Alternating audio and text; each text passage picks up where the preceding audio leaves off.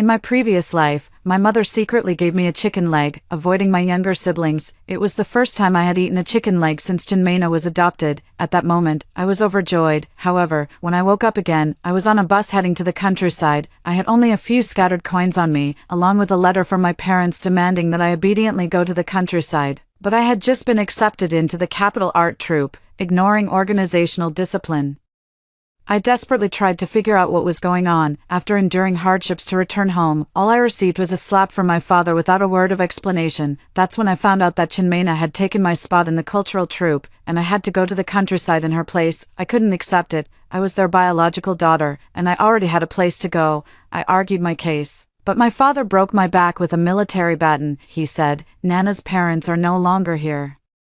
So we must take extra care of her. You are our biological daughter, so of course you should set an example and take the lead at this time." I was forcibly sent to a remote countryside. Before I could even pack my luggage, I was assaulted by a thug who barged in. Struggling, I was strangled to death alive. Opening my eyes again, the familiar chicken leg was once more handed to me, ginning, "Quick, try it and see if it's tasty." My mother held a chicken leg in her hand, and without a word, she stuffed it into my mouth. At the border fortress, his eyes kept darting toward the door, as if afraid of being seen by someone. The chicken leg was glistening with oil, its skin crispy and golden, exuding a rich aroma, a rare delicacy in these times. Even in our household, we could only afford to eat it once a month at most. My fingertips were icy cold, and my heart was pounding wildly. Just 1 second ago, I was still in a damp, cold cowshed, my throat crushed, my vision swallowed by darkness. Pain like a bone-deep parasite, embedded in my soul. I had actually been reborn. I was reborn on this evening when my mother, avoiding my younger siblings, secretly slipped me a chicken leg to eat. In my previous life, I thought my mother had finally remembered me, and I joyfully accepted this chicken leg, moved enough to forgive all the injustices she had once inflicted upon me. I thought there was a place for me in her heart after all, until I woke up on a shaking bus. With only $3.60 in my pocket and a letter from home telling me to behave, I couldn't understand what was going on, especially since I had just been accepted into the cultural troupe. In just 2 more days, I would have been able to report to the cultural troupe. I jumped out of the car and managed to run all the way home, only to be greeted not by a reasonable explanation, but by a sudden slap from my father. My ears rang for a long time from the blow. And only then did I learn that the spot in the cultural troupe I had worked so hard to secure had long been given to Chinmena, whom they had adopted. I argued my case, insisting that I had signed up and fought for it myself, but my father said, "Mena's parents were national heroes. We are raising her on behalf of the country. If we push her out now, where would that leave my reputation? Going up to the mountains and down to the countryside is a national policy. As the biological daughter of a leader, you must set an example. Or do you want your younger brother to go to the countryside? He's still so young, and he's the only male heir in our family. If he goes, what are we supposed to do?" He pointed at my nose and scolded me harshly, saying I didn't know how to share their burdens, but my job in the cultural troupe was already settled. Chinmena's household registration wasn't even in our family to begin with. And as an orphan with both parents deceased, she would naturally be taken care of by the state. Her situation is well known to everyone, and it's unlikely that anyone would give her a hard time. "Bastard, stop making excuses. I'll teach you to make excuses." His military baton came down hard on me, knocking me unconscious on the spot. As I finally came to, I heard my mother's worried voice, "Old Chin, you didn't break her, did you? If she's broken, how will she work to earn work points in the future?" "Don't worry, I just hit her in the waist. It won't affect her ability to work and earn work points. She just won't ever dream of joining the cultural troupe to dance again. You tell Mena that the job in the cultural troupe is hers. Chinjianing won't dare compete with her for it in this lifetime." It was then that I understood, in their hearts, I would never be able to compare to Chinmena. In a daze, I was once again shoved onto the bus heading to the countryside. The pain in my waist was so intense that I could hardly straighten up the entire journey. I thought my life might just pass by in a daze like this, but who would have thought I wouldn't even get that chance? In the mud-brick cowshed, before I could even unpack my luggage, I was pinned to the ground by a few rough-looking men. They humiliated me for 3 days and 3 nights, and in the end, they twisted my neck until I died. Even in death, my spirit watched helplessly as they divided up all my belongings, only learning from their conversation that this was the hometown of Chinmena's father. Chinmena had already written letters to these people long before I arrived. At that time, my parents were still in the courtyard, caring for Chinmena in every detail. I was indignant, I was unwilling, a great sense of resentment enveloped me, and I wished I could devour them all. And now, I actually have the chance to personally seek revenge. What are you standing there for? My mother said impatiently, shoving the chicken leg into my hand. Hurry up and eat it, then bury the bones when you're done. I sniffed it with my nose and couldn't help but laugh. In my past life, I was so immersed in the joy of my mother's affection that I never noticed how strong the medicinal smell on this chicken leg actually was. What's wrong with you today, child? I shook my head and stuffed the chicken leg back in. My voice was surprisingly calm. I'm not hungry. Mother froze, as if she hadn't heard clearly. What did you say? I said. I'm not hungry. The grease stuck to my fingertips, sticky and disgusting. This chicken leg should be left for Mena. She's frail and needs more nourishment. She couldn't help but widen her eyes, then immediately grabbed my hand. You silly child. I saved this especially for you. Saved it especially. More like deliberately drugging, right? Hurry up and eat. Mom knows you've been resentful since Mena came, thinking I don't care about you, but your dad cares about his reputation. Mena isn't our biological child, so we have to pay extra attention to her. We can't let outsiders gossip. She had said things like this many times before. Chinmena's parents were both heroes who sacrificed their lives for the country. I must take good care of the daughter of heroes. Chinmena is not in good health, so I should be more accommodating to her. Chinmena has a gentle nature, so they need to plan more for her. I shouldn't take it to heart. Every time, I understood them, to the point where, step by step, in my constant concessions and compromises, I even ended up sacrificing my own life. Hurry up, eat. I promise your dad won't scold you today. She pushed the chicken leg into my hand again.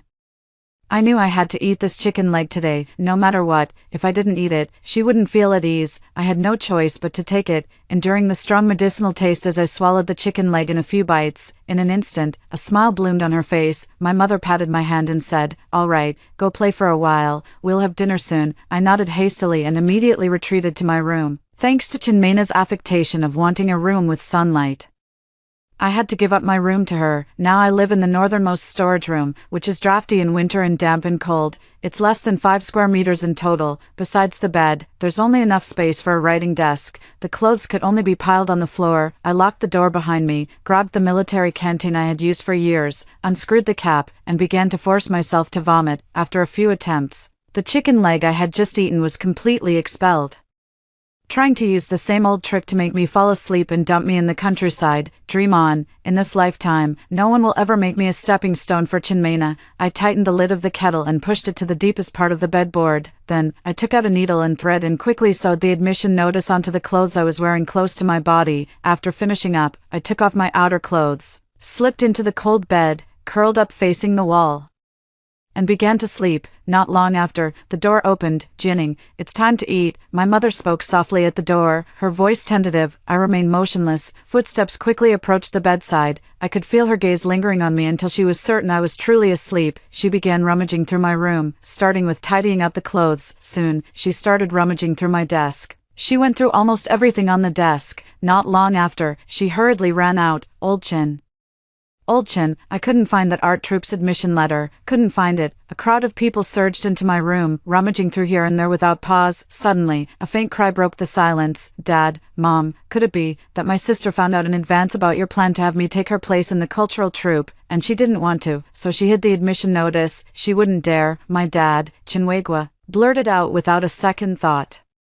My mom immediately hugged Chinmena and said gently, "No, she won't. We've all agreed not to tell her, so how would she find out? This place is tiny, and she hasn't stepped out all day. Once she leaves tomorrow, even if she hides things one by one, Mom will find them for you. Come on, Mom specially made chicken soup for you today. Let me get you a bowl. You need to nourish yourself well. Once you start working, it'll be tough." "That's right." Chinwegwa nodded along.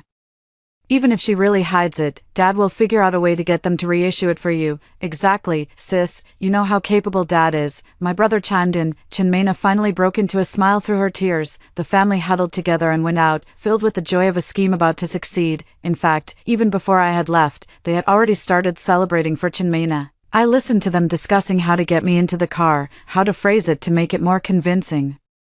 As if I weren't a person, not their daughter, but a tool to be manipulated at their will. In my heart, there was no longer a trace of anger or resentment from being betrayed or abandoned. After a long while, until all was silent, even the barking of the dogs in the courtyard had ceased, and there was not a sound left in the house, I slowly sat up from the bed. I didn't light the lamp, by the faint light seeping through the window.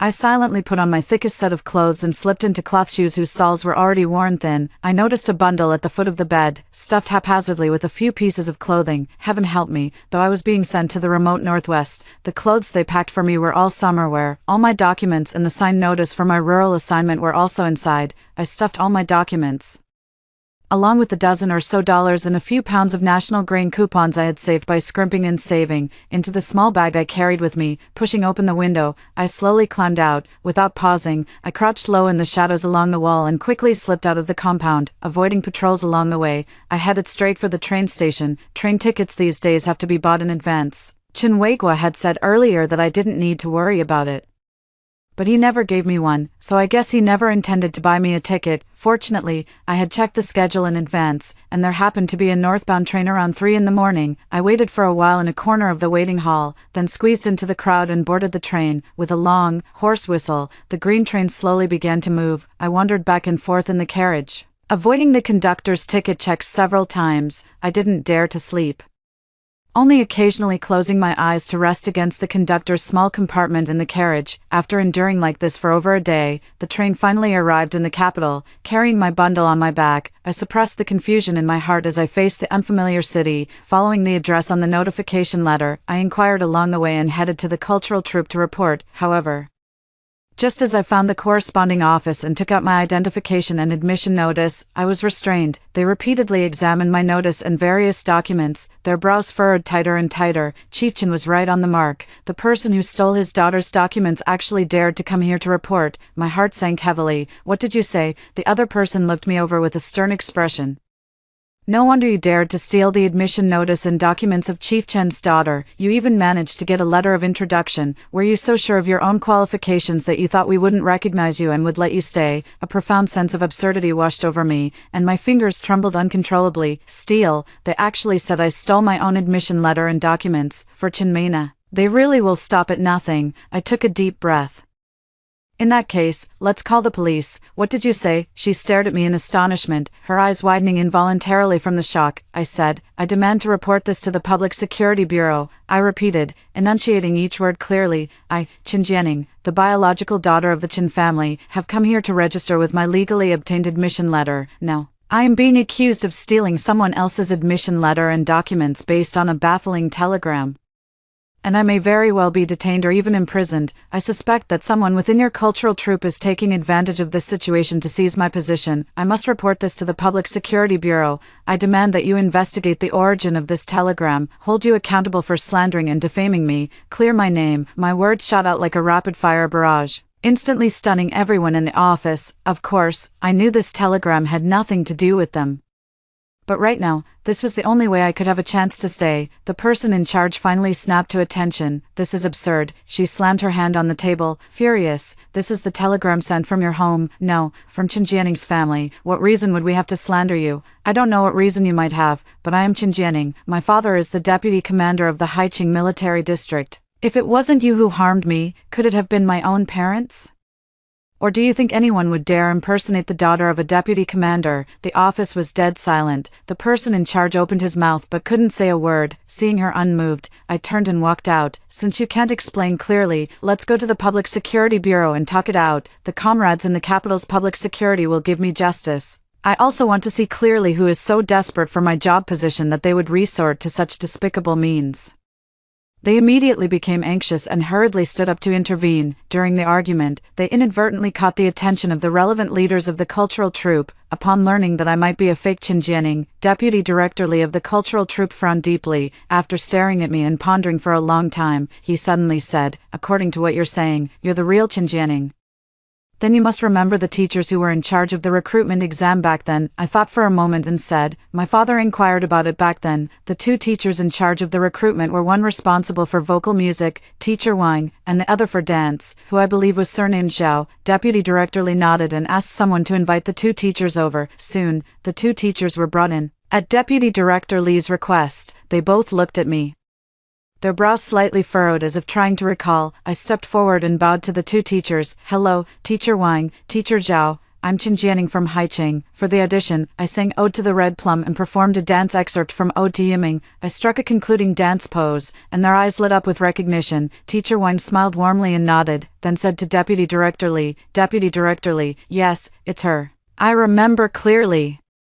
This girl has a good voice, clear and resilient. Though she was a bit nervous at the time, her dancing has a certain spirited quality. Although her technique isn't top tier, it can still be refined. She's a very promising child, especially her eyes. They're quite distinctive. I remember being quite impressed at the time. Teacher Zhao added, her ankle strength is particularly good. Deputy Headley's stern expression softened. So you really are Qin Jianing, in that case. He weighed the telegram in his hand, his brow furrowing once more. The telegram was delivered by the telegraph office, so there's no possibility that someone on our end could have orchestrated this, so I want to report it to the Public Security Bureau and ask them to investigate thoroughly. Deputy Regimental Commander Li's gaze fell on me again, this time with a hint of complexity. Are you sure? If I hadn't come in person, the cultural troupe would have likely believed the content of this inexplicable telegram and cooperated with the other party's claims, right? Deputy Regimental Commander Li nodded. Exactly, but if we open this door, won't everyone be able to do the same in the future, trading a formal position in a cultural troupe for an out-of-town non-staff clerical role, with no way to confirm if it's the same person? If this goes on, Deputy Regimental Commander Li's face had completely darkened. He clenched the telegram in his hand. I will report this matter immediately and send official letters to various departments in the name of the troupe. I want to see who is so audacious. How dare they use official documents to seriously slander the candidates our troupe has admitted. He had the person in charge handle the formalities for me, then stormed off angrily with the telegram. With that statement, I quickly received my own documents. The person in charge then took me to collect bedding and daily necessities, and personally escorted me to the dormitory. Standing in my own dormitory, I let out a long sigh of relief. This time, I will take control of my own life. However, I never expected to see them again. On the second day of my official training, I was once again summoned to Deputy Commander Li's office. My father stood there with his hands behind his back, his posture straight and his military uniform solemn. My mother, with tears in her eyes, held Chinmena in front of Deputy Regimental Commander Li. Regimental Commander Li, our child worked so hard to pass the exam. How can you just give the position to someone else? What will happen to our child who has practiced for so many years? Chinmena timely raised her tear-streaked face and looked at Deputy Regimental Commander Li. Her lips trembled, and her voice was as faint as a mosquito's hum. Regimental Commander, I should be the one reporting for duty.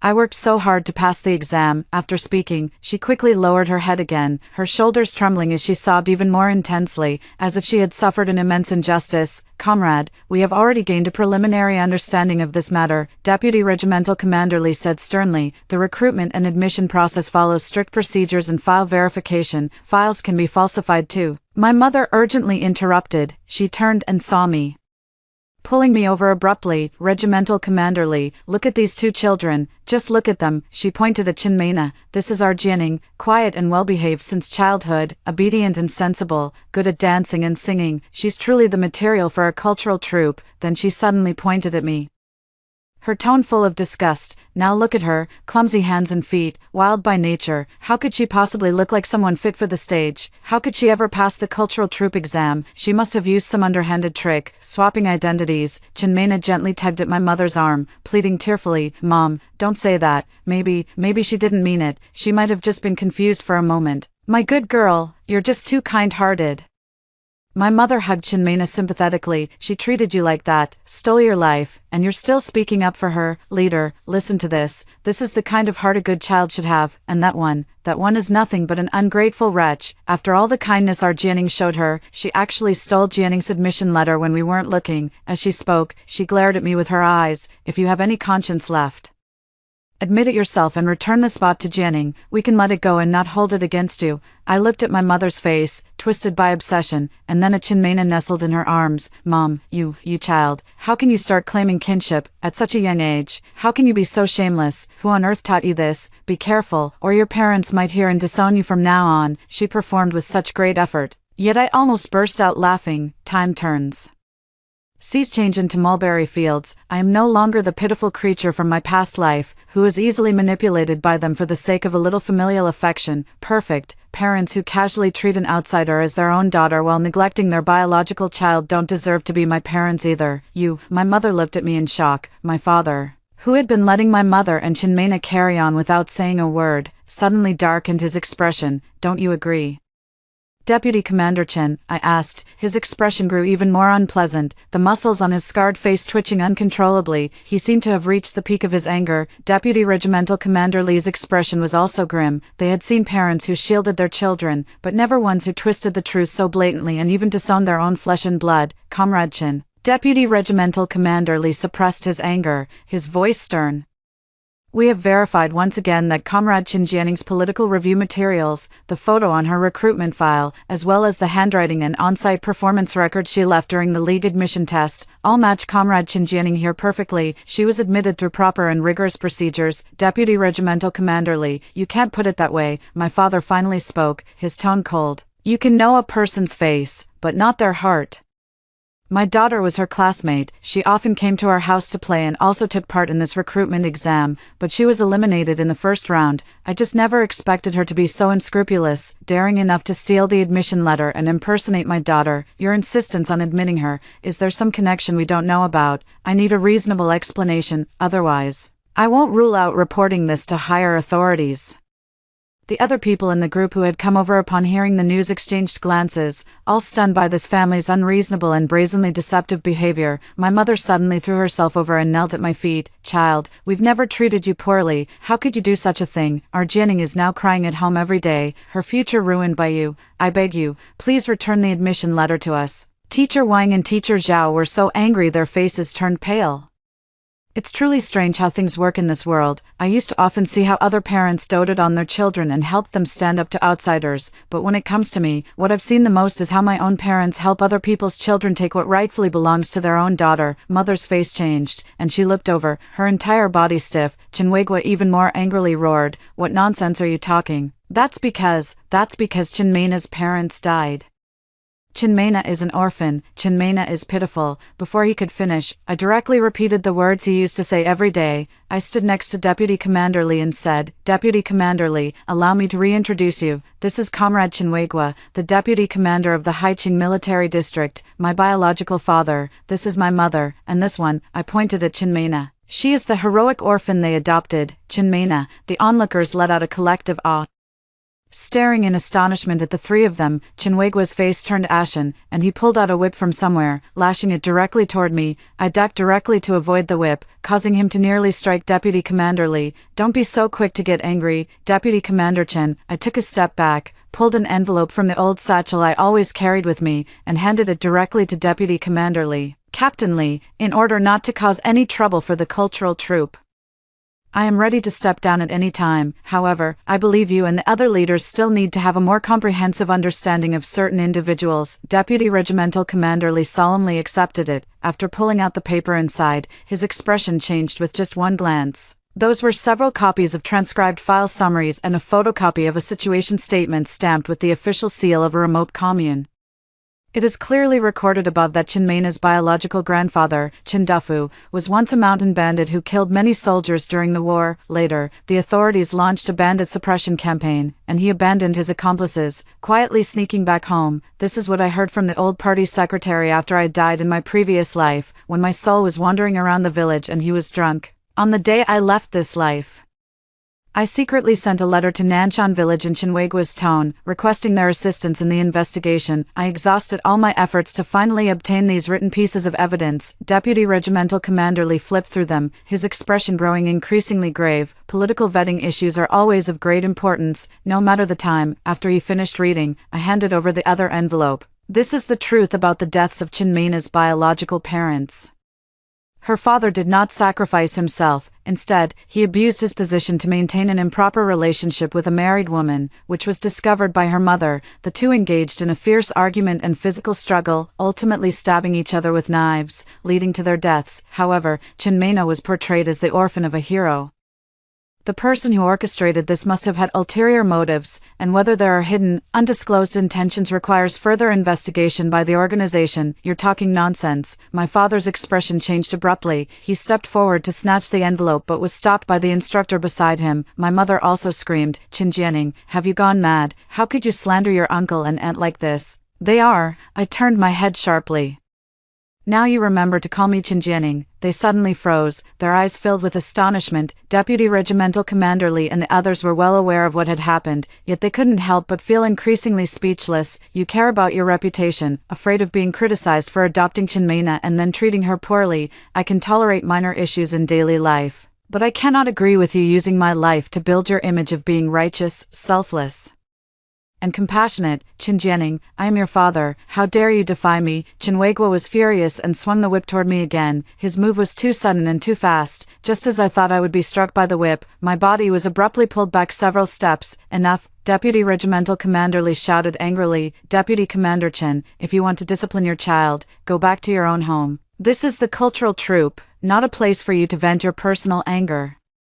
I will not allow anyone to harm my members here. He pointed at the two pieces of evidence. I will report this matter truthfully. Deputy Commander Chin, who tried to swap the real for the fake, should think about how to explain it to his superiors. They are all my children. I can send whomever I want, Chinwagwa said with hatred in his voice. His gaze was heavy as he stared intently at Deputy Commander Lee. Deputy Commander Lee, are you sure you want to oppose me? My heart sank, and I instinctively looked at Deputy Commander Lee. A higher official can crush you to death. Although Chinwagwa was not Li Changming's direct superior, after all, Chinwagwa was in charge of troops. Unexpectedly, Deputy Commander Lee merely raised his chin and said, "Is Deputy Commander Chin planning to abuse his power for personal gain?" What abuse of power? The spot is ours anyway. Does it matter which daughter goes? We just think Nana is in poor health and needs a less demanding job. What's wrong with that? My mother started crying and shouting again. She rushed over and grabbed me. Jinning, you and Nana are closer than real sisters. She's always been so good to you. Why can't you just give in to her? Has your conscience been completely eaten by dogs? I pushed her away sharply. Real sisters and other families show mutual respect and support each other. Chinmena is clearly older than me, yet she insists on acting submissive and pitiful. On the very first day she arrived, she took my room. The next day, she took all my clothes and shoes. For over 10 years living in this house, I haven't had a single day without swallowing my anger. Now, you clearly know I got into the cultural troop. My younger brother is still a child and in school, so there's no need for anyone to go to the countryside. Yet, just to show off your great selflessness, you drugged me and threw me onto the bus heading to the countryside, letting Chinmena take my place, and allowing her to steal my position as a clerical worker in the cultural troop. I'd also like to ask, have your consciences been eaten by dogs? Are you even fit to be parents? Bastard, Chinwagwa roared angrily again. Who taught you to speak to your parents like that? He pointed the whip at me. Chinjianing, if you don't give up the spot, you won't be coming home anymore. I don't have an unfilial daughter like you, calling a deer a horse, seizing by force, abusing power for personal gain. I don't have a father like you either. The office was as silent as death. Everyone was stunned by this piercing question. Finally, it was actually my mom who reacted first. Jinning, you don't want to come home anymore. How can you talk to your dad like that? Her eyes were red, and she seemed somewhat heartbroken. I calmly retorted, do I have a home? Where am I your daughter? I should be your slave instead, usually. I work like an ox or a horse for you, and at critical moments, I have to burn myself out, like a candle turning to ashes, without being allowed to have even the slightest complaint. No, that's not it. My mother shook her head, wanting to say something, but then she thought of Chinmena and glanced at her quickly. Why can't you understand? You are our biological daughter, so what if you suffer a little injustice? Your father is a high-ranking official, with so many people watching.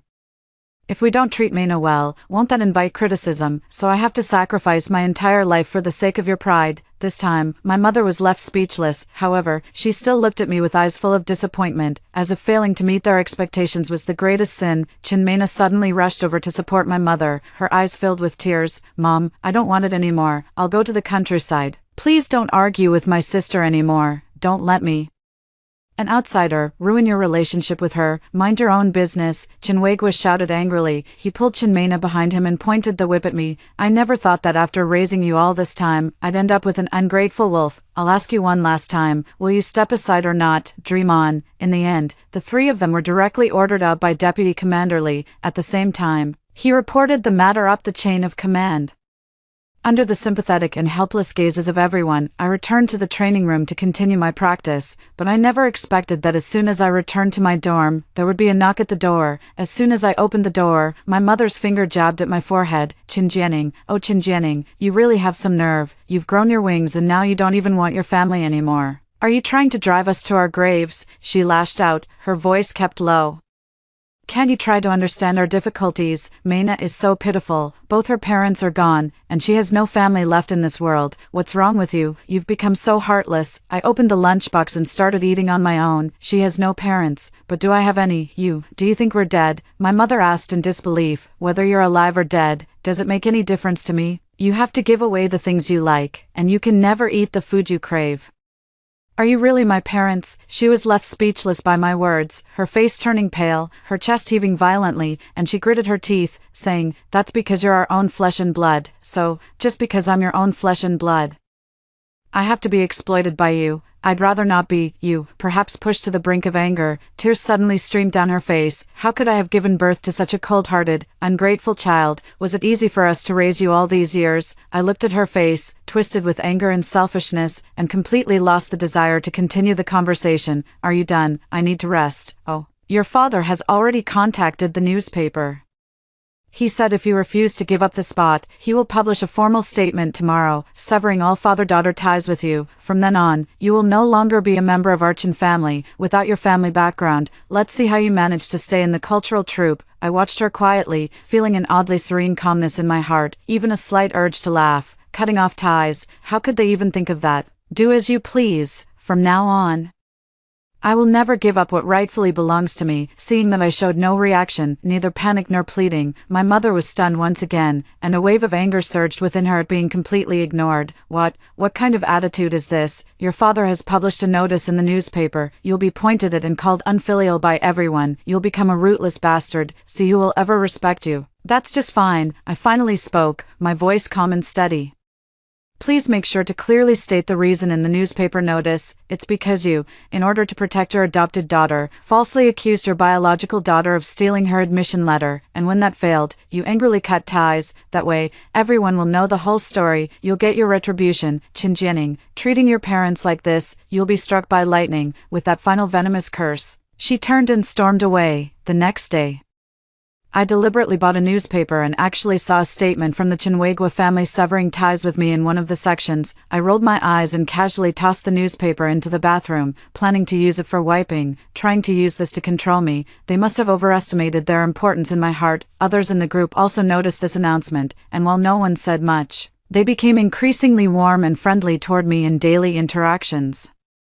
As someone from out of town, I was often invited by the sisters in the group to go out and have fun together. Soon enough, I settled in. The investigation results came out quickly. Chinwagwa's abuse of power, indulgence of family members in false accusations, and attempts to interfere with regular recruitment procedures are clear facts, constituting a serious violation of military discipline. At the same time, his adopted daughter, Chin Mena, has a sensitive background and unclear intentions.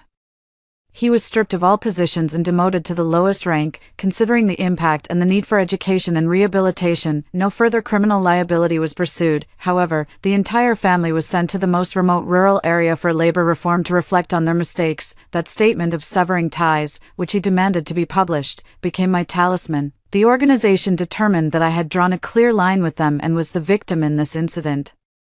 So I was not implicated and was allowed to remain in the cultural troupe. However, not long after, I heard the news that during the relocation, Chin Mena took advantage of her family's exhaustion and stole the last bit of money they had, slipping away quietly. My parents, who had been basking in the glory of being good people all these years, were left dumbfounded. They finally gained a completely new understanding of Chin Mena. However, without money, they still had to set out on the road again. After a long period of bumpy and arduous travel, they finally arrived at that remote mountain village. There was no so-called resettlement site. What greeted them was a cowshed even more dilapidated than the one from my previous life. Spider webs were everywhere. They had to clean up by themselves and earn work points through their own labor. They were truly destitute, with nothing but bare walls in their homes. Additionally, they had to face heavy physical labor. The younger brother had been pampered since childhood and had never endured such hardship. On the first day of living in the drafty cowshed, he broke down. He pointed at Chinwagwa and his wife, shouting angrily,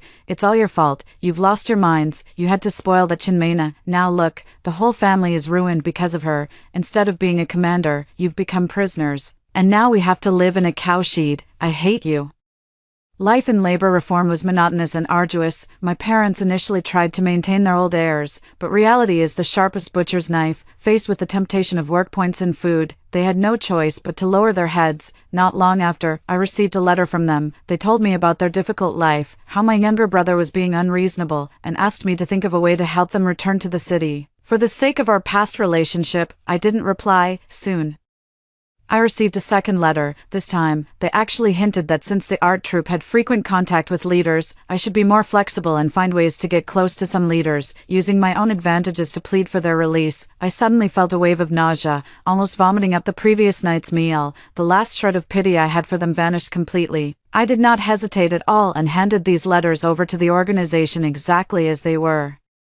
Attempting to corrupt and coerce active-duty military personnel, inciting improper conduct, the management of their labor reform camp was immediately upgraded, their labor tasks doubled, and inspections became stricter. My younger brother went completely mad. After being severely criticized for slacking off, he vented all his anger on our father. Amidst the argument, the two of them actually started fighting. No one expected that Chinwagwa would suddenly collapse. The younger brother, now 15 years old, had been pampered by them all these years, eating and drinking well, and was strong and robust. With a forceful push, he actually sent Chinwagwa crashing into a nail on the wall of the cowshed. Chinwagwa died on the spot. My mother witnessed her husband being brutally killed by her own son, let out a scream, and fainted on the spot. After waking up, she fell seriously ill and never recovered, lying all day on the damp straw bedding in the cowshed, barely clinging to life.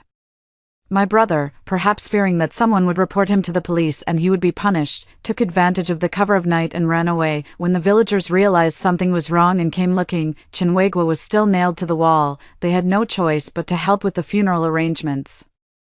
My mother completely lost her mind, spending her days and a days inside the cowshed. The villagers occasionally brought her some food, but life was tough, and they could only barely manage to keep her from starving. Even so, a few months later, she still breathed her last breath alone in the cold cowshed. I only learned about these things later when the organization came to talk to me. I listened quietly, and to my surprise, I felt nothing in my heart. Perhaps, in my heart, they had long ceased to be my family. I devoted all my time and energy to training and performances. Over the years, through my own efforts, I became a key member of the cultural troupe. I became the lead dancer and main performer, frequently appearing on various stages. During an important morale-boosting performance tour, I unexpectedly ran into a childhood friend who had also lived in the same compound. She's already married and went to join her husband in the military. While catching up, she suddenly lowered her voice and said to me, "Jining, did you know that Chinmena, who used to live with your family, is gone?" I paused slightly. "Is that so?" "Exactly, but I only just heard about it. She stole your parents' money and didn't get far at all. On the train, she flaunted her wealth and was targeted by someone. Not long after getting off the train, in a small alley near the station, I was robbed and stabbed several times. I couldn't keep the money, and I lost my life too. When they found me, I was already stiff." She shook her head with a sigh. "It's all retribution. Who told her to treat you like that back then?" I laughed, slowly reaching out to catch a snowflake. Who could say it wasn't true? All evil should be repaid in the same way upon oneself. That's only fair, isn't it? After hearing the first story above, what are your thoughts? Feel free to share your opinions in the comments section. Next, there is another similar story. Let's continue to see.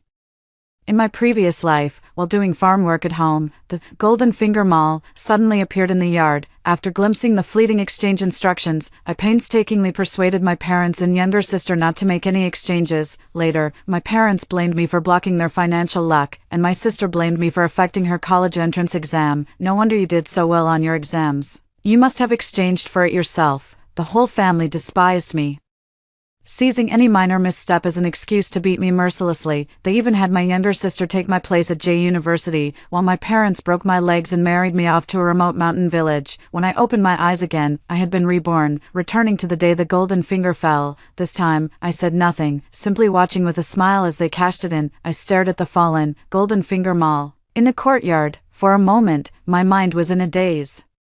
When I caught a glimpse of the fleeting exchange instructions, I finally snapped back to reality. I was actually reborn, and I came back to this very day. At that moment, my parents and younger sister heard the noise and rushed out. They pushed me to the front. "What are you standing there for? Go check what this is and see if it's dangerous." I stumbled from the push, nearly falling, and stared at the interface in front of me without a word. After a while, my sister, seeing no immediate danger, Was the first to lose patience, useless as a log. Move aside. She pushed me aside directly, her eyes gleaming as she gazed at the golden, dazzling mall interface. Peerless lucky star, god of wealth descends, anywhere door, ultimate brain, flight skill, memory technique, all sorts of golden fingers were displayed there, available for exchange. Mom and Dad came over to see what was happening. What's this? The god of wealth descending. Sweetie, there's also a super brain here. How do we redeem this? Mom, Dad, I know. I've played this kind of game before. Usually when you click redeem, it tells you how much money it costs. Mom, just try clicking it. What if it's real? If I had the strongest brain, I wouldn't have to worry about the college entrance exam. Then my younger sister walked over to me with a smile and tipped my hand. Big sister, you're smart and good at studying. Do you think we should try it? They always treat me like this, when they need me.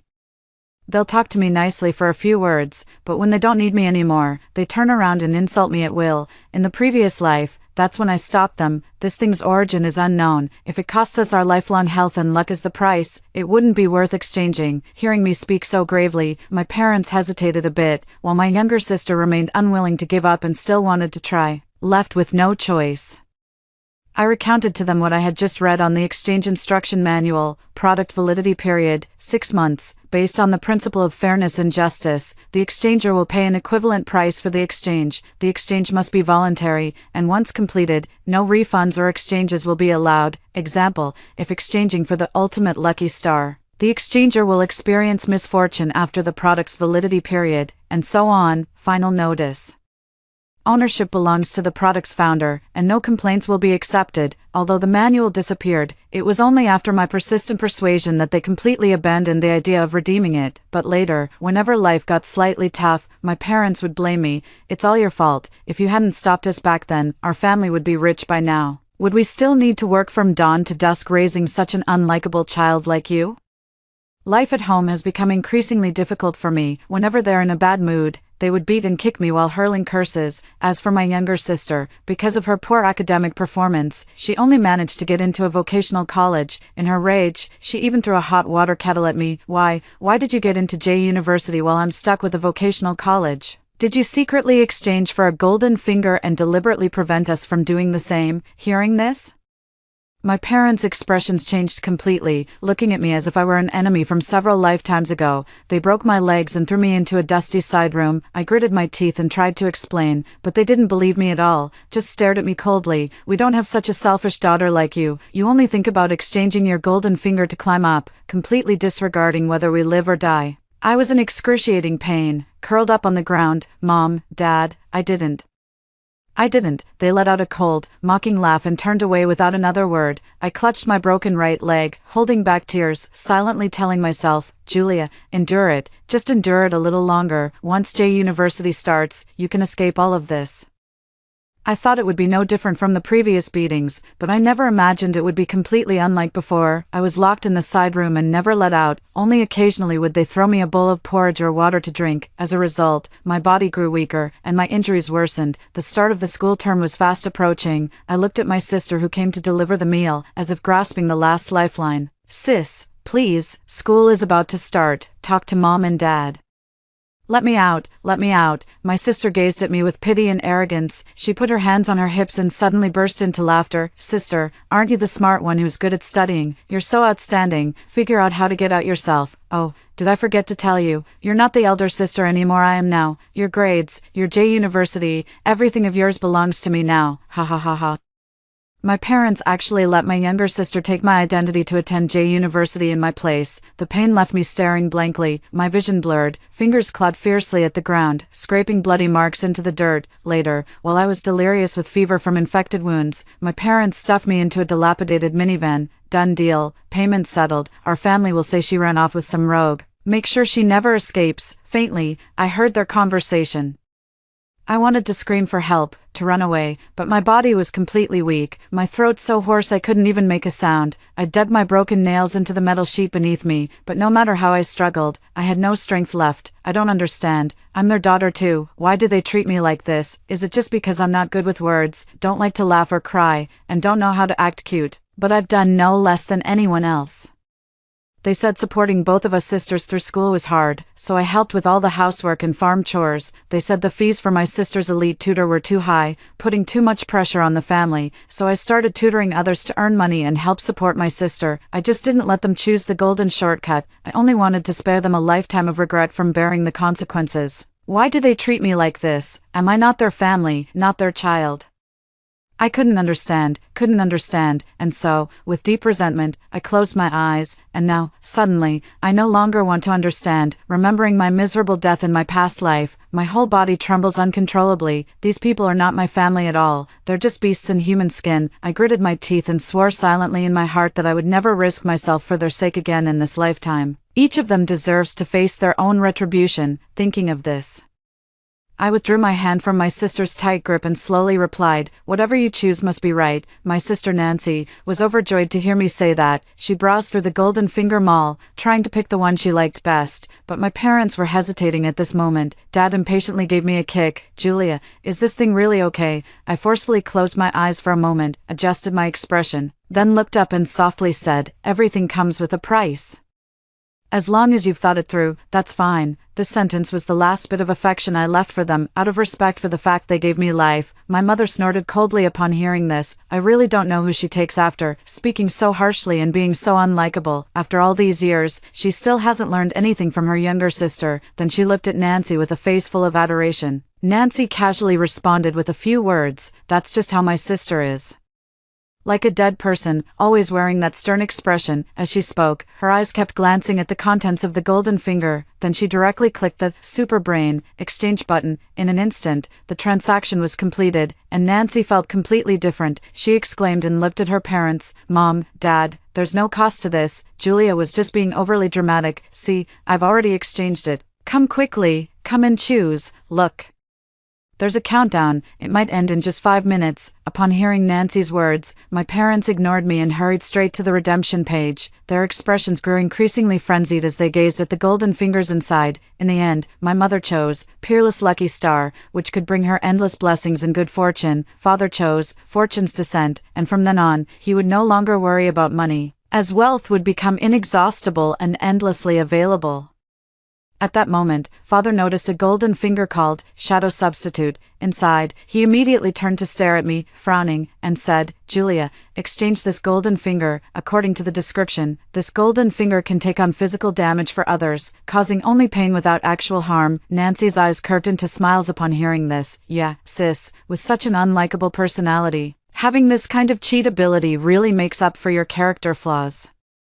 The gazes of all three instantly locked onto me. I didn't obey as I usually would, but slowly took a few steps back. Seeing my actions, my father frowned and scolded. "What's wrong with you again? Looking for a beating, aren't you? Can't you listen when I talk nicely? Must I resort to force?" With only a minute left, I try my best to stall for time. "I don't want to choose. There's nothing here that I want. If you don't want to choose, I'll pick for you. Why are you still dawdling there?"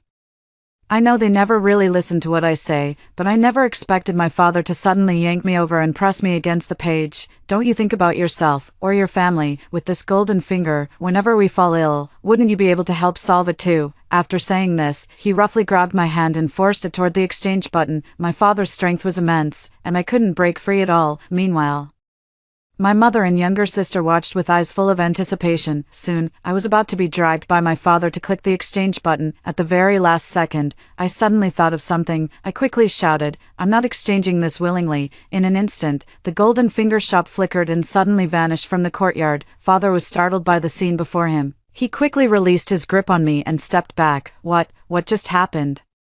My younger sister pouted and explained. Julia was dawdling, and the countdown ended. Then the three of them had no time to pay attention to me and started excitedly discussing their own cheat abilities, eager to try them out right away. Dad bought a lottery ticket. Mother sat quietly at home waiting for good fortune to arrive, while Julia ran back into the house and began quickly flipping through her senior year textbooks.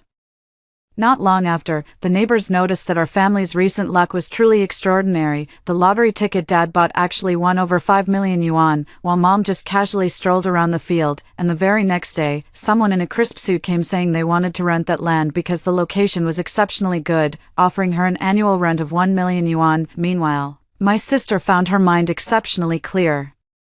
able to remember everything she read at a glance and solve any difficult problem instantly. As the only one in the family without a cheat ability, I became the odd one out. They did nothing all day but gather together to discuss how to better utilize their cheat abilities. All the household chores have fallen on me alone, yet I'm incredibly happy because I've never had so much free time before. I no longer need to spend extra time earning useless tutoring fees for Nancy.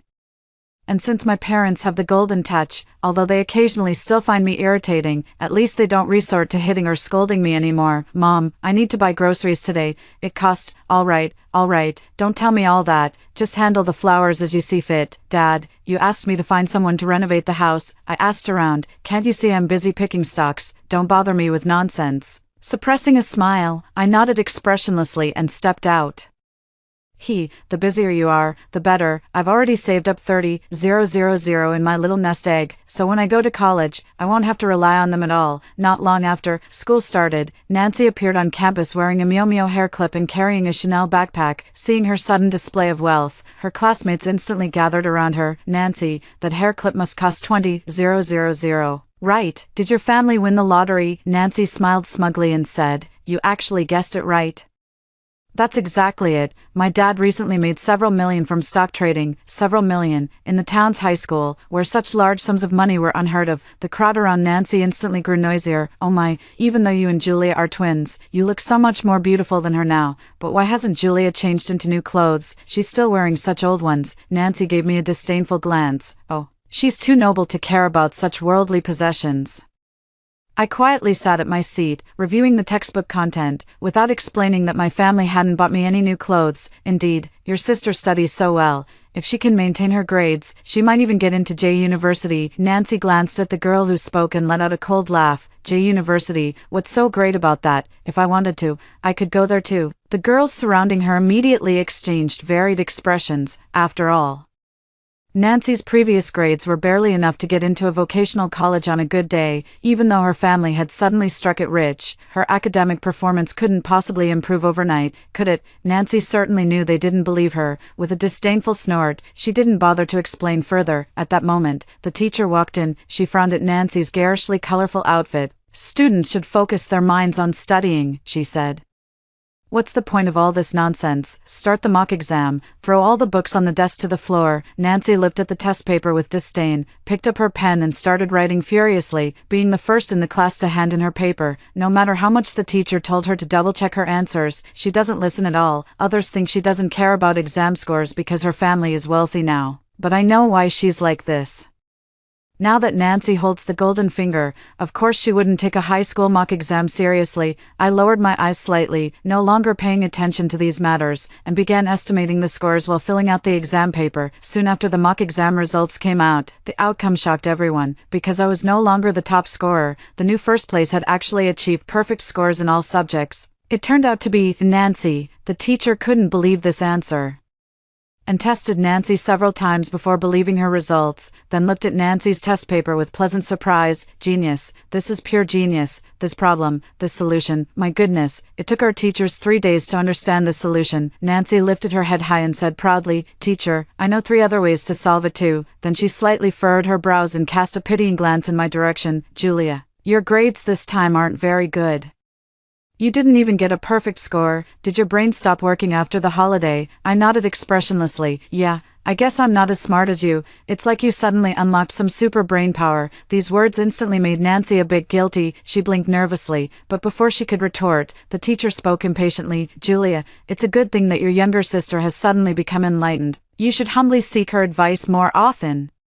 Your performance in this mock exam has really dropped quite a bit. Hearing the teacher say this, Nancy's slightly furrowed brow relaxed, and she chuckled lightly. After returning home, Nancy showed her grades to her parents. The parents laughed heartily. They had been living very smoothly during this period. Every stock their father bought would immediately start soaring, with money pouring into their pockets. And in no time they had earned nearly 10 million. Meanwhile, their mother was also experiencing extraordinary luck. Buying any vase makes it an antique, and casually raising a potted plant, people would claim it's a one-of-a-kind piece, rushing to purchase it. They felt life had never been this effortless before, so they moved straight to town, bought a villa, and even hired a housekeeper and a chef. Of course, I was delighted too. Although I save less money now, my days are more peaceful, and I have more time to study. Today, Nancy went out with friends and hasn't returned home yet. I already heard the principal and teachers rushing to call them, saying Nancy has extraordinary potential and will surely shine brightly after the college entrance exams, with the ability to compete abroad and solve world-class problems. This is an immense honor. The parents of classmates have been visiting one after another to seek advice,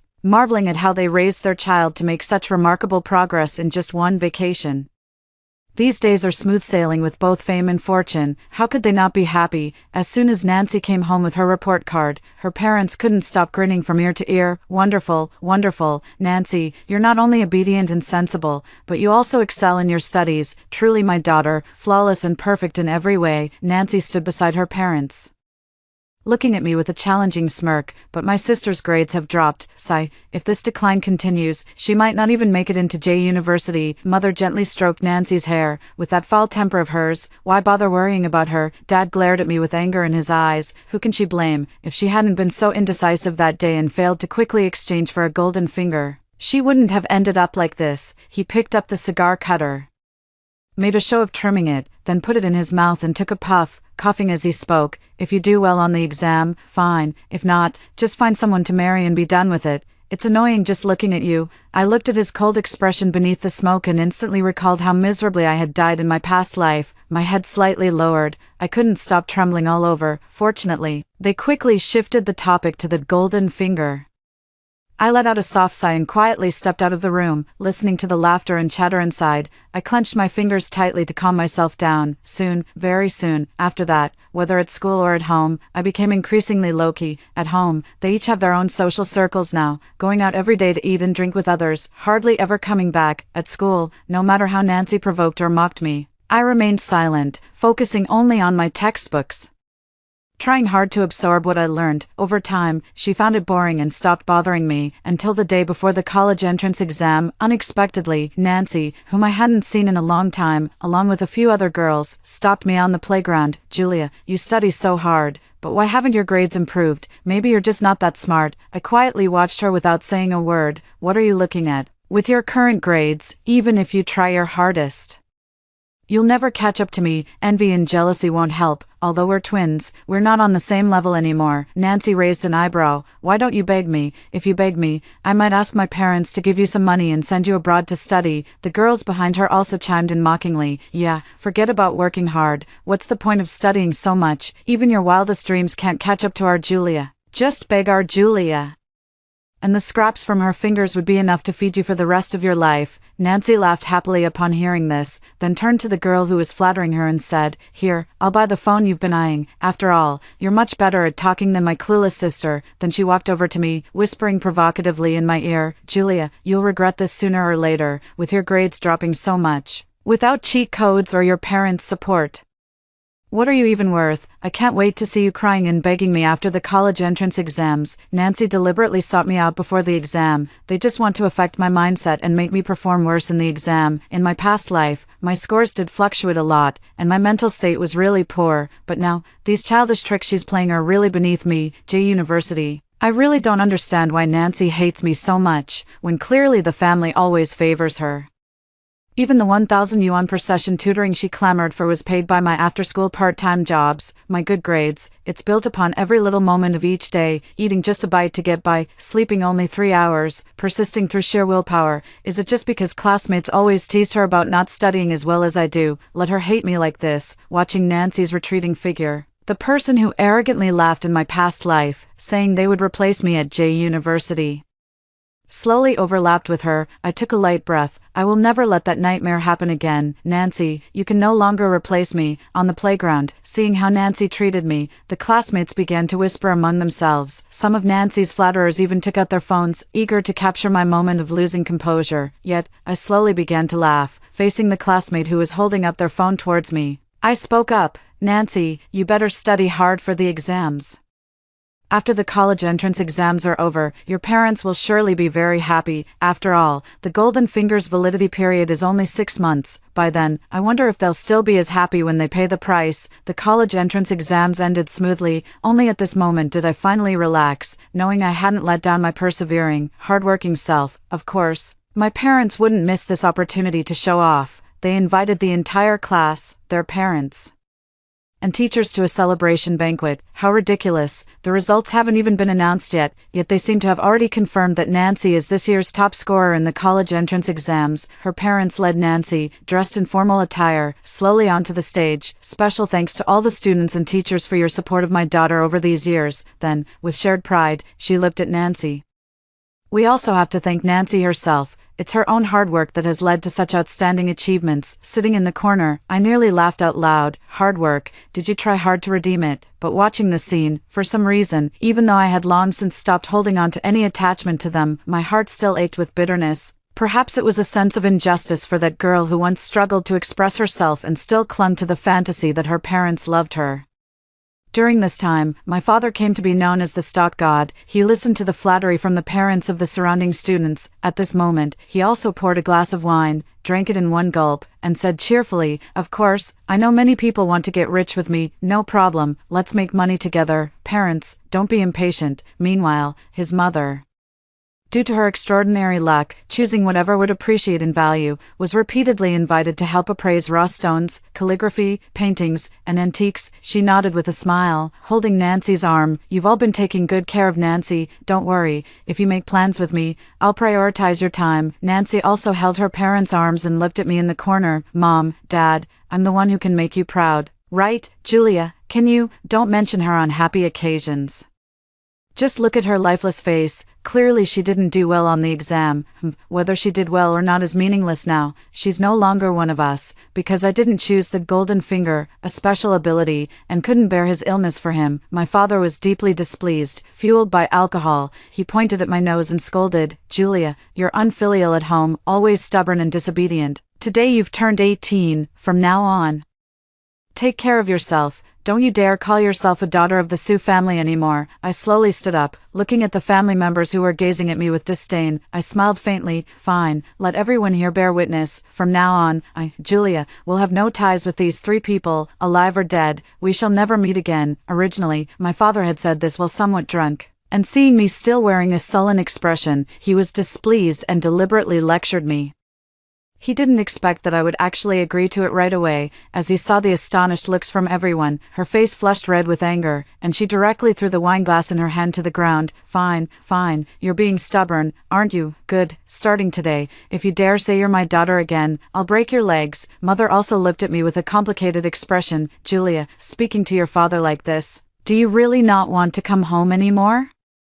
Hurry up and apologize." Nancy also took pleasure in others' misfortune. "Looks like someone didn't do well on their exams and has gone crazy." As I watched their ugly faces, my laughter grew louder and louder. "I'm speechless. All these years, I've been doing all the housework, all the farm work, and even paid for your Nancy's tutoring with my hard-earned money. What do I owe you? Even if I owed you a life, I've already paid it back, right? Now you have money, luck, and brains.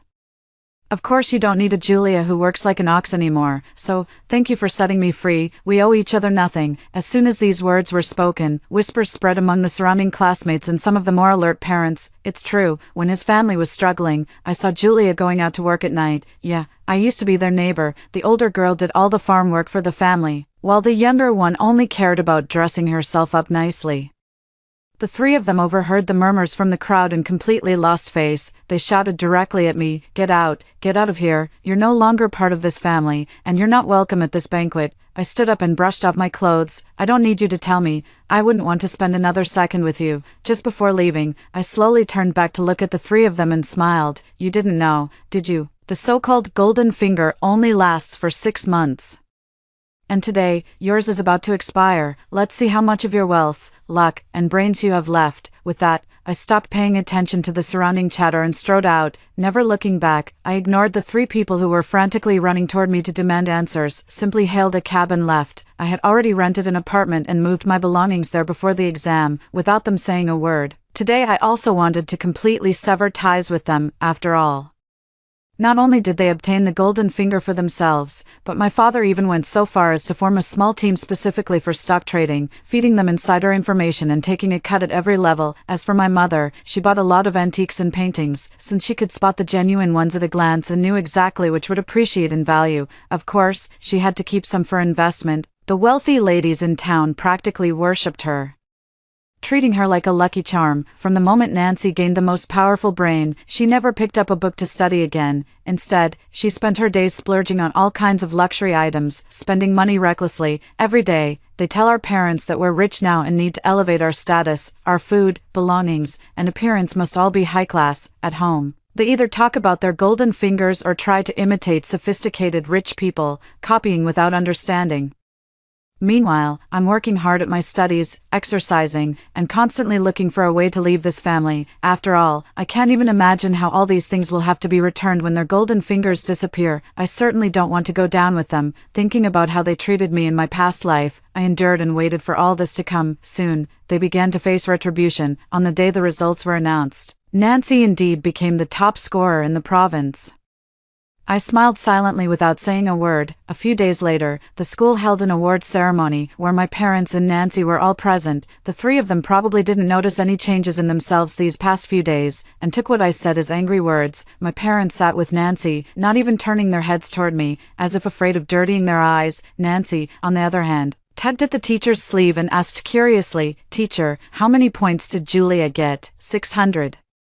The teacher hesitated and shook her head before even speaking. Nancy said loudly with glee, "Julia, without our family, you're nothing. You didn't even get 600 points. Can you still get into a first-year university?" I watched Nancy being so arrogant and smiled without saying a word. After the principal finished speaking, it was Nancy's turn to speak as the top scorer in the college entrance exam. She glanced at me haughtily and walked straight to the stage. "First, I'd like to thank my parents and myself. Today's achievements are all the result of my own hard work." Then, for some reason, Nancy suddenly paused. Then she patted her head and continued, "Of course, it's because we exchanged for the cheat ourselves, and my sister Julia, that fool, kept saying the cheat was dangerous and refused to exchange it no matter what, which is why she couldn't even score 600 points. As soon as Nancy said this, the scene instantly descended into chaos. What golden finger? Is this cheating? Is this openly admitting to cheating? The parents in the audience also turned pale, shouting frantically, "Nancy, what nonsense are you talking about? Are you under too much pressure? Stop talking nonsense and come down quickly." Nancy's eyes were blank, as if her mind couldn't process anything, and she said into the microphone, "Come down. Where to? Mom and Dad, why are you so excited? We have the strongest brain, the ultimate lucky star. And the god of wealth descends. What are you afraid of?" No, I'm not afraid of anything. Julia, what's the use of studying well? Everyone likes me. No, now I study well too. Haha. Nancy completely lost control and went crazy on stage. I'm the top scorer now. Thank you all. I'm a star. Haha. Her mother tried to go on stage to pull Nancy back. Just took a step and got her skirt caught on the nearby chair. Fell instantly. Face covered in blood, losing 2 big teeth right away, she covered her mouth in shock, mumbling indistinctly, my luck. The father's phone rang incessantly. He stared at the messages on his phone, ignoring the chaos around him as his trembling hands desperately tried to sell off his stocks, but it was too late. In an instant, the market hit the limit down, and then everything he had invested in, real estate, companies, all began to collapse. He couldn't catch his breath and fainted on the spot. The awards ceremony instantly turned into an emergency rescue scene. Yes, Nancy relied on her golden finger to claim the title of top scorer, but I, relying solely on my own abilities, was only 1 point behind her, now holding the special admission letters from J University, Y University, and the University of Macau. I smile while watching this spectacle. The price of the golden finger has arrived, the most powerful brain. That's something you'll have to repay with your future mental clarity, ultimate lucky star, by stacking several lifetimes worth of good fortune into these 6 months. It naturally ensures you'll be worry-free and blessed with luck. Wealth God descends. When the stolen wealth's time comes due, the wealth God won't just reclaim what you took, they'll also take away all your financial luck for the rest of your life. At this moment, Mother and the frantic Nancy saw me sitting to the side, smiling. They stumbled and crawled over. You mentioned validity period, cost, what's going on? Is this why you'd rather die than exchange it? Tell me, speak up now. I watched them expressionlessly. Didn't I tell you?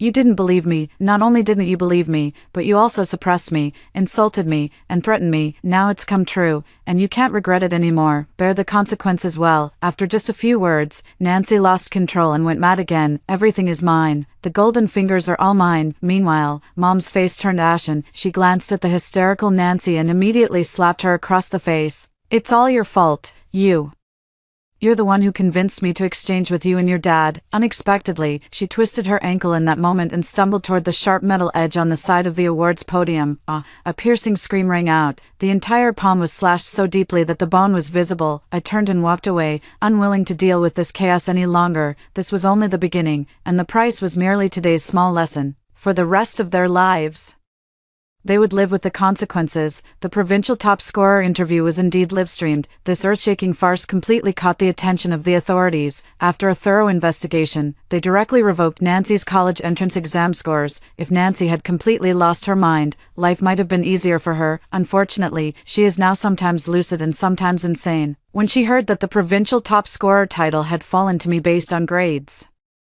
she smashed the only valuable antique in the house. Because of this incident, my father, whose hair turned white from financial stress, broke her leg. I heard that every day, a great number of debt collectors blocked their doorstep. The stocks my father recommended kept hitting the daily limit down every day, making it impossible to sell them off. Yet my stubborn father still leveraged his investments, ending up with debts that would take several lifetimes to repay. As for my mother, she simply couldn't be discharged from the hospital. Her luck had turned so disastrous that even lifting a finger would suddenly bring calamity, landing her back in the hospital with injuries. Within just 2 years, their family made the social news because my father actually tried to take my mother and Nancy into the mountains, planning to run away with the money. Unfortunately, my mother is now extremely unlucky. The driver got into a serious accident before even starting the car.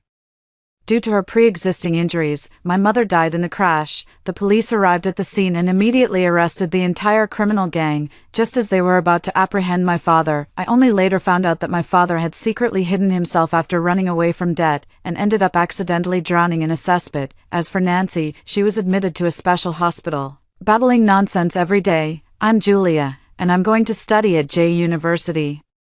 But all of this had nothing to do with me anymore, because from the very beginning, they publicly announced cutting ties with me in front of everyone. After the official investigation, it was also confirmed that my grades had no issues whatsoever, so I only heard about these things afterward from former classmates. Hearing these again, there is not the slightest ripple in my heart anymore. I am currently studying abroad with my advisor, and over these years, I have met countless different people and experienced many different things. They have shown me that there truly are demons in this world like my family, but there are also kind-hearted people willing to listen, help, and do good. I no longer dwell in the nightmares of the past, but set my sights on a future brimming with infinite possibilities. After hearing the second story above, what are your thoughts? Feel free to share your opinions in the comments section. Next, there is another similar story.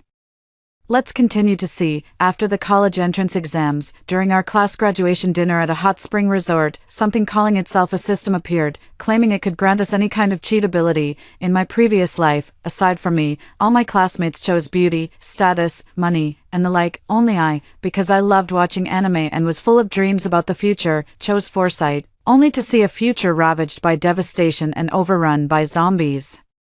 When I told them about the scenes I had witnessed, I was brutally beaten. They all claimed I was jealous of their imminent rise to the top, and in unanimous agreement, they heartlessly killed me. In this lifetime, when the class monitor was collecting and registering everyone's cheat abilities, I shyly said, "I choose 100 million in gold." The whole class fell silent. When the monitor asked what kind of cheat ability I possessed, I replied with embarrassment, "Naturally, it's money." Some of them looked at me with disdain, while others asked in confusion, "Lena, isn't your family already wealthy? Why would you still choose money?" Nonsense. Of course I'd choose something I don't even need to use. Gold is something that retains its value even if you don't use it. In my previous life, through foresight, I saw classmates who used cheats suffer backlash one after another, becoming the first powerless victims when the apocalypse arrived. Those who chose to become beautiful had their limbs fester after the apocalypse, lying paralyzed and immobile in bed. Those who chose to become intelligent had their brains instantly fried after the apocalypse, wandering around groaning and mumbling. Those who chose the clairvoyant ability lost all 5 senses after the apocalypse and ended up killing themselves before the zombies could even bite them. This time, there was no need for foresight to predict the devastation a month later. As for the cheat ability I chose, everyone was puzzled and even a bit suspicious. "Are you sure you picked gold? This is a once-in-a-lifetime opportunity. Instead of aiming to rise above others, why would you choose something as useless as money? Unless you're lying to us and secretly picked something you can't talk about. How could that be? Whether it's real or not, the results will show soon enough." What reason would I have to deceive you? I put on a nonchalant expression, but it did nothing to dispel their doubts. In fact, their tone grew even harsher. Lena, your family is so wealthy, just one phone call could summon a box of gold, even if we ignore everything else. This alone makes it impossible for us to believe you. Exactly, Lena. If you're going to lie, at least make it believable. Who would buy that? Everyone has their own advantages. No one's jealous of you. Why hide things like this, Lena? You didn't get something that could threaten us, did you? Is that why you're too scared to speak up? Seeing my classmates gathering around me one by one, I couldn't help but recall how in my previous life, when I warned them that using cheats would bring backlash, no one believed me. They even thought I was exaggerating or simply trying to shatter their dreams. In their rage and humiliation, each of them used their cheats to torment me mercilessly. Their faces twisted with gleeful satisfaction. Foresight, who needs your foresight? I'm finally about to rise above everyone else, and here you are with your fake concern and nonsense. Die, just die. Class monitor, isn't killing going too far? Someone had a rare moment of conscience, wondering what would happen if they went to jail for murder. At that time, I was surrounded by a group of people, my vision blurred by blood, and my throat clogged with thick gushes of blood, making it hard to breathe. Even if they didn't beat me to death, I would have choked to death. I looked hopefully at the classmate who spoke up for me, but her words were immediately drowned out by the others. Why are you panicking? There are so many of us. Didn't someone get that golden finger to make things disappear? Just have her vaporized later. With so many of us, how could we not handle her? Or do you want to end up like her too? Seeing the girl about to become the target of public criticism, and she wasn't kind enough to bail me out either, I quickly declared my loyalty. How could that be? She got what she deserved. Who told her to talk nonsense? Class monitor, what should we do if someone asks about it later? Just say she went missing. After all, our hands are clean. The class monitor snorted coldly. Let the police investigate. As long as we keep our mouths shut, no one will ever know the truth in this lifetime. Exactly, Tara, you're just worrying unnecessarily. Now that we all have superpowers, who's afraid of the police? The class monitor, who had long admired the squad leader, quickly chimed in, then glared at me with venom in his eyes. So, does anyone else have any objections? Seeing everyone agree, a group of vicious ghosts unleashed their abilities on me with brutal force. Those without offensive golden fingers resorted to stabbing me with various tools, over and over, ignoring my desperate pleas for mercy, continuing even after I had stopped breathing. After my death, a classmate with the vaporization golden finger disposed of my body to cover up the crime. They enjoyed a month-long vacation at the hot spring resort before finally going to the police station to put on a fake show of grief. My parents, vacationing abroad, initially thought the loss of contact was due to poor international signal. Combined with my independent nature, we typically only spoke once a month. They remained unaware of my disappearance. Later, when they heard the news of my disappearance abroad, they were sobbing uncontrollably and rushed back without stopping, only to arrive right at the moment of the zombie outbreak, and both died in the airport from people being bitten. In this life, I will protect myself and also protect my parents. I must ensure our family survives until the end of the zombie apocalypse. Seeing my classmates starting to surround me, I couldn't help but bring out the excuse I had just thought of. Class monitor, you don't know, but I actually have a younger brother. What does having a younger brother matter? He moved closer to me, his gaze somewhat unfriendly. I sighed and pretended to struggle with my words. The reason I want gold is because all my family's wealth is to be left to my younger brother. My parents said that since I'm not smart and just a girl, naturally, the Lincoln family's money isn't meant for me. They even plan to arrange a marriage for me when I go to college. If I don't think for myself, there's really no way out for me. I do have a younger brother, but our parents favored daughters over sons. From childhood, the most frequent phrases my parents said to my brother were, "You must take good care of your sister. You should give way to your sister. She's so good to you. If you dare bully her, we'll beat you to death," and similar remarks. It's often said that in families with two children, it's hard to treat both equally. Coincidentally, it was precisely because of my parents' favoritism that I felt no discomfort whatsoever about my brother's arrival. On the contrary, it felt like gaining a close friend with whom I could discuss and share everything. Even though I'm not smart, my younger brother still patiently teaches me without getting tired of it. Sometimes when he does get frustrated, he just says things like, "Just stop studying. As long as I have food in the future, you'll have some too," and so on. After I went missing, my younger brother was the first to notice. To avoid worrying our parents, he started investigating on his own. Eventually, he uncovered the suspicions about the class monitor and the others, but before he could gather enough evidence, he was discovered and tragically killed by them. Thinking of this, I couldn't help but tear up. Looking aggrieved, class monitor, Look at me, I've lived a pampered life all these years. How can I survive without money? Gold holds its value, so if my arranged marriage partner treats me badly, I can just take the gold and run. Oh,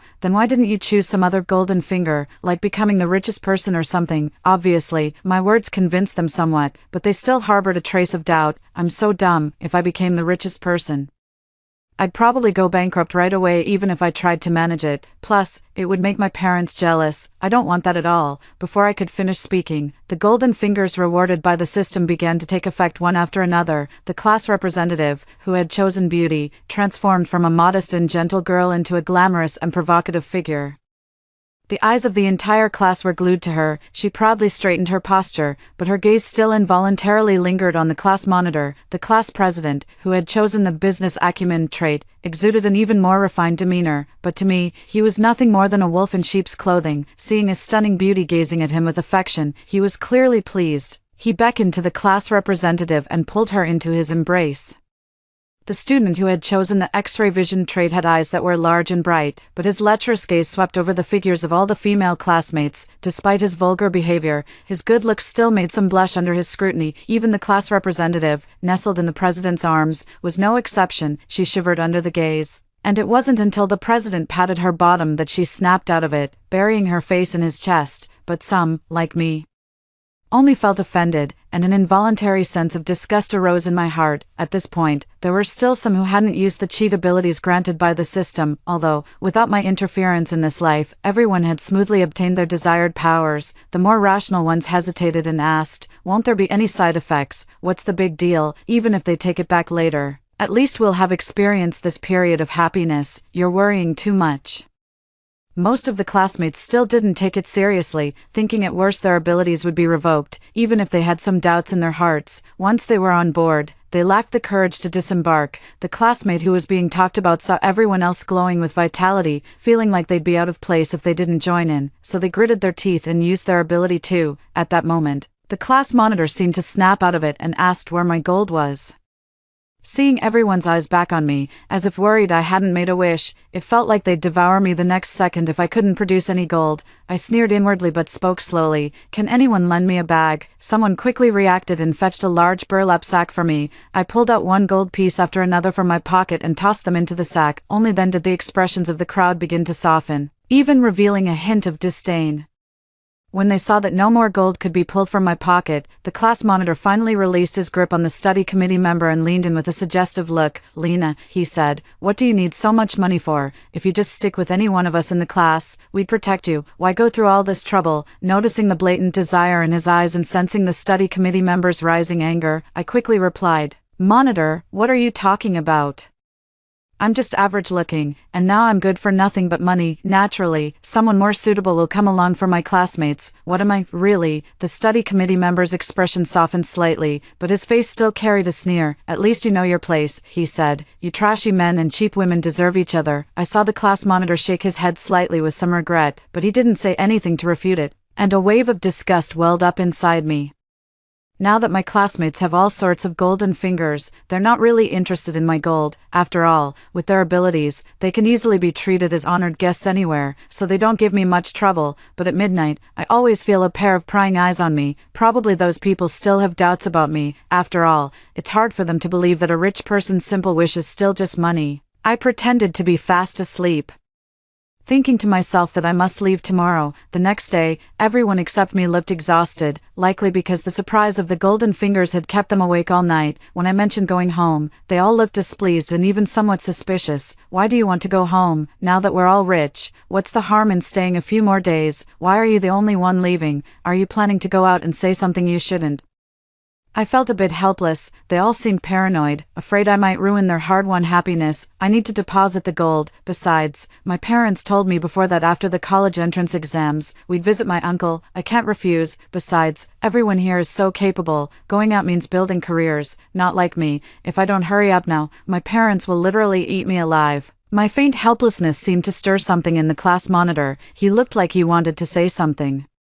But the academic officer stopped him. Then hurry up and leave. What a shame. If you don't cherish the time with us now, you won't be able to climb up to our level later. Everyone chimed in agreement, but the thought of their miserable state a month from now filled me with indescribable pain. Go to hell. Who wants to climb up to your level? I pretended to leave in disappointment and only breathed a sigh of relief when I no longer felt those eerie gazes on me. The one who came to pick me up was the family butler who had always taken care of us siblings. Only after he helped me get home did I ask him, "Bob, where's Jack? Young master said your gathering probably wouldn't end so soon, so he went abroad first to find the master and madam," he replied. I nodded, scanning our villa, knowing that some of my classmates had our home address. I couldn't rule out the possibility that a few might become desperate enough to come after me, since ancient times.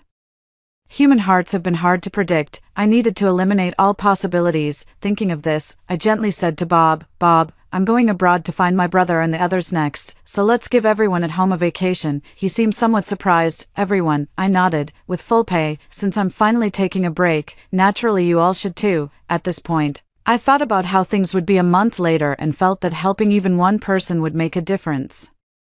"It's been so hot lately, Bob. My dad has a friend at the Meteorological Bureau who says temperatures will keep rising in the future. If possible, would you consider going to the countryside to escape the heat? Of course, it's best to prepare some things beforehand. Getting heatstroke while out would be terrible, miss." He frowned, seeming puzzled. "Then I'll go tell them." After finishing with Bob, I immediately called my parents, who were abroad. Before, when I was outside, I always held my breath, afraid someone might be eavesdropping on my calls, but at home, that sense of security relaxed me enough to make the call. The moment the call connected, my tears began to fall uncontrollably. "Mom, Dad." The person on the other end of the phone seemed startled by me and quickly said, "What's wrong, Lena? Did someone bully you? Tell Mom and Dad.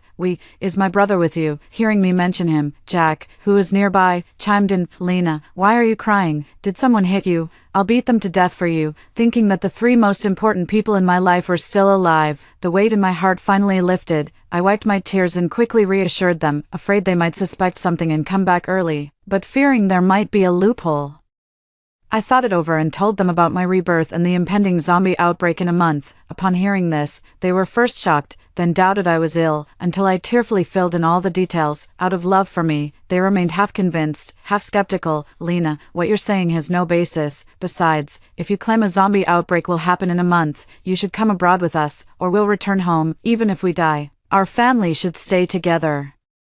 Hearing my parents' heartfelt words, the tears I had barely held back threatened to spill again. I also thought about going abroad to be with them, but it's not possible. If I left, those people would definitely find out, and with their capabilities, they would surely come after me. That would be like pushing my parents into a pit of fire, making things even more unsafe. A month is full of too many variables. I can't bring danger to them. If you don't believe me, in a couple of days, you can contact Uncle Chan and ask if a capable person has joined his company, or see if his company has miraculously turned around overnight. In my previous life, although I died, perhaps because my resentment was too strong, I became a soul that watched their every move for a month. I even saw how they treated my family and how each of them met a tragic end at the hands of the zombies. Uncle Chan, although he was someone Dad had been working with before, has been resorting to increasingly underhanded tactics in recent years, to the point where our whole family started distancing ourselves from him. Sure enough, last month, due to a mistake he made, his company began teetering on the brink of bankruptcy. My parents were still skeptical of what I said, so when I gave them examples, they mentioned that if those things really came true in a few days, they would truly believe me. Indeed, something as absurd as reincarnation, if it had been a few days ago, I definitely wouldn't have believed it. Even if someone had told me about the existence of a system, I would have suspected that person had lost their mind. Even though my parents didn't believe me, I still had to start preparing all the essential supplies for the impending apocalypse. I remember our family also bought a fairly small villa in this residential area. The reason it left an impression is because the house is quite remote, has a basement, and the entire community is located halfway up a mountain. Aside from the residents, few people come here, and shopping is handled by dedicated delivery services, which adds an extra layer of security. After Bob sent the household staff away, I also transferred 3 months' worth of wages to their cards. To put it simply, even though my parents went on a trip abroad, The allowance they gave me plus my savings over the years amount to at least tens of millions, so paying salaries is naturally not an issue. Referencing some wilderness survival videos on the internet and considering the most scarce items during the apocalypse in my previous life, I began compiling the following list. 1. Considering food supplies, self-heating rice, self-heating hot pot, and other instant foods. 100 boxes each, with 10 packs per box. Without using household appliances as much as possible, 50 boxes of each flavor of instant noodles, 6 cups per box, 100 boxes of small bread with a shelf life of 6 months to 1 year, 100 boxes each of canned fruit and canned meat, which have a long shelf life. Crisps and other long-lasting snacks were also prepared, filling several shopping carts. When it comes to purified water, no carelessness is allowed, requiring the largest barrels of drinking water, enough to fill 2 large trucks, and so on. 2. Electrical appliances. Even generators might not guarantee silence, but 3 or 4 should still be prepared for emergencies. Solar generators are also needed, even if regular generators fail. 3 or 4 of these backups should be prepared. 4 or 5 water purifiers are also essential. If drinking water runs out, it's game over. Power banks are a must, with 40 or 50 on hand, along with 50 tablets or phones. Download popular novels, TV shows, and movies from major platforms to pass the time, or else you might not die from bites but from sheer boredom. Radios should also be prepared. In the previous life, it took about a year for the country to stabilize, and it was only then that military rescue messages came through the radio. By that time, however, the surviving population was less than 1/10,000th of the original. 3. Daily necessities. Prepare 300 pieces of clothing for each season: spring, summer, autumn, and winter, plus 100 comfortable pajamas of various styles, 50 sets each of bed sheets, duvet covers, and quilts. Stock up on feminine hygiene products and similar items, filling 4 or 5 shopping carts. 4. Regarding renovation, for double security, both the main door and glass were installed with the latest anti-theft doors and windows, making it impossible for either vehicles or firearms to break through. The hidden door in the basement was also constructed with the strongest and most durable materials, ensuring that even if the main door is breached, there's still the basement for concealment. Initially, I considered installing electric fences around the house, but fearing it would be too conspicuous, I opted to install them only indoors, so even if intruders break in, the electricity could take out a few. The workers were puzzled, but when I mentioned that wealthy people have their eccentricities, they showed a mix of understanding and disdain. 5. Weapons. As a young lady from a wealthy family, even though she knew some basic martial arts, it would be utterly ineffective in a world overrun by zombies. She could only buy a few knives to comfort herself. As for other aspects, they will be gradually added later. Just as I had expected, on the 6th day after returning home, while I was still staring at the surveillance footage and remotely directing the workers with the renovation, I received a call from the class monitor. On the other end of the line was his slightly regretful voice. "Lena, when the system asked us to choose our cheat abilities back then, why didn't you come ask for my opinion? Then we could have." His words were full of regret, as if choosing a cheat ability that matched his would have meant we could have been together. I couldn't help but feel a little amused, but during the call, I still feigned a somber tone. "Back then, I was foolish and didn't have many close friends to discuss things with. You were the best." Class monitor: "No one else even bothered to stay in touch with me. You're truly kind. No wonder the class representative, that big celebrity, is so devoted to you. Indeed, outstanding men never lack admirers." Indeed, after her transformation, the class representative's first thought was to enter the entertainment industry, with her beauty maxed out. She simply wandered around outside a talent agency and was immediately handed a business card by a scout. Within just a few days, she officially debuted. Her appearance caused a sensation throughout the entertainment industry. Thanks to her stunning looks, her Weibo followers skyrocketed to nearly 30 million in just a few days, making her the hottest new star. As for the class monitor, her boyfriend, after coming into contact with Uncle Chan's company, he miraculously recovered from the brink of death. It wasn't until a few days ago that my parents finally believed my words. That night, our family truly broke down in tears. After the tears, my parents insisted on returning despite my protests. When Jack learned of my concerns, he fell silent for a moment before finally managing to persuade them to stay. He then began preparing everything needed to defend against the zombies abroad. "Lena, if you're willing, I can protect you too. But just don't let Susie Ewan know." What he meant was for me to be the other woman. What a pipe dream. I couldn't help but roll my eyes and said, "That wouldn't be right. Class president, someone as dumb as me shouldn't be with you. I'm already so happy that you reached out to me. My parents have already planned my future for me. They might." "Thank you, class president. I'll always be grateful to you." As I spoke, a sob crept into my voice. On my other phone, I was still texting the class representative things like, "Thank you for caring about me, you," and the class president, just as I expected. Before he could say anything else, another call came in, and he hurriedly hung up. I couldn't help but sneer, hoping they'd be locked down 3 weeks later too, perhaps for surveillance, or perhaps by coincidence. Some of my classmates started buying apartments in this neighborhood. Sometimes when I went out to meet delivery drivers, I'd run into them.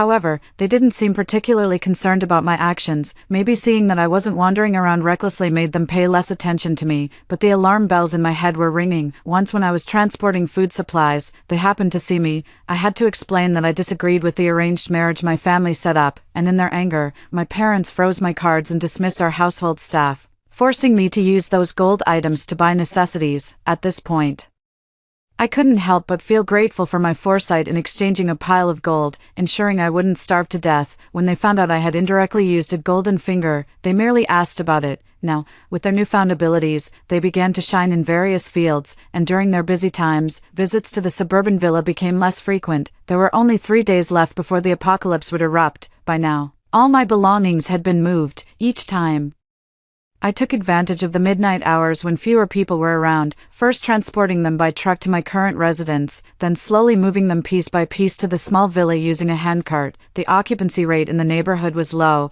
Even if someone later took notice of me, they would only come to this side and wouldn't think to check the other area. My parents had everything prepared, but knowing that I would soon be facing this apocalypse alone, unsure if we would ever see each other again in this lifetime, they couldn't help but shed tears. I also felt a pang of sorrow, but I tried my best to cheer them up, urging Jack to take good care of them and promising that we would definitely reunite in 2 years. With only 5 hours left until the apocalypse, the weather was clear and sunny. I had already moved into this villa, and the thought of those people turning into mutants soon made me tremble with excitement, out of humanitarian concern.